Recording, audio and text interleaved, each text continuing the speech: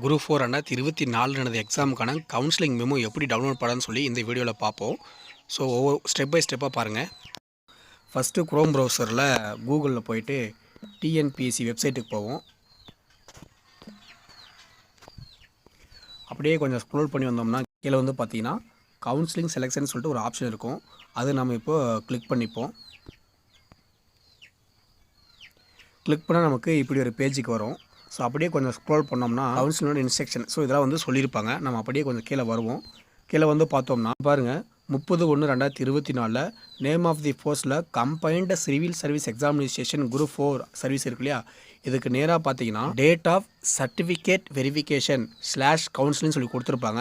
இதில் ஃபஸ்ட்டு பார்த்தீங்கன்னா stenotypist 3க்கான link கொடுத்துருக்காங்க. ரெண்டாவது ஸ்டெனோடைபிஸ்ட் 2க்கான லிங்க் கொடுத்துருக்காங்க. மூணாவது ஸ்டெனோடைபிஸ்ட் 1க்கான லிங்க் கொடுத்துருக்காங்க.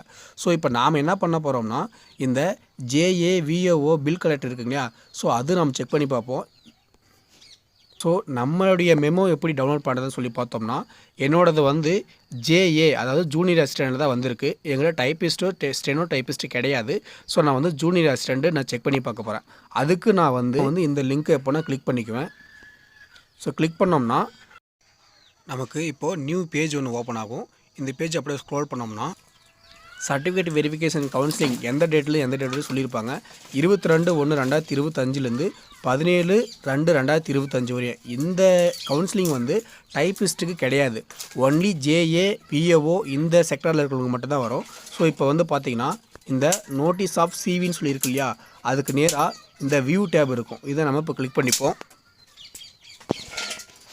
கிளிக் பண்ணோம்னா நமக்கு ஸ்ட்ரெயிட்டாக நம்ம register number date of birth போகும். நம்ம ரெஜிஸ்டர் நம்பர் என்னவோ அந்த ரெஜிஸ்டர் நம்பரை நம்ம இங்கே டைப் பண்ணிப்போம். நான் டைப் பண்ணியாச்சு. நெக்ஸ்ட்டு உங்கள் டேட் ஆஃப் பர்த்தை என்டர் பண்ணிக்கோங்க.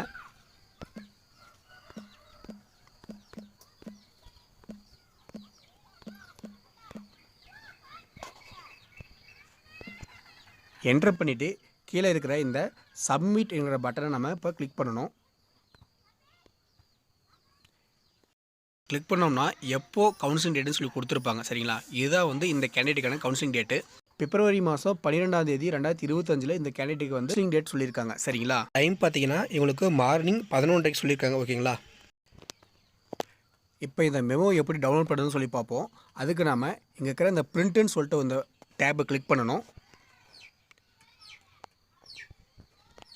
கிளிக் பண்ணோம்னா இங்கே சேவ் as PDFன்னு சொல்லி வரும். நாம் சேவ் பண்ணிக்கலாம். நமக்கு தேவையான நேம் போட்டு சேவ் பண்ணிக்கலாம். இப்போது நான் TNPSC மட்டும் நேம் போட்டு சேவ் பண்ணிக்கிறேன். இப்போது இந்த நம்ம சேவ் பண்ண PDF எங்கே இருக்குன்னு சொல்லி பார்த்தோம்னா ஃபைல் மேனேஜரில் ரீசன்ட் டேபில் போனீங்கன்னாவே இங்கே TNPSCன்னு சொல்லிட்டு நான் சேவ் பண்ணி வச்சுருந்தேன். அந்த PDF வந்து உங்களுக்கு டவுன்லோட் ஆகிரும்.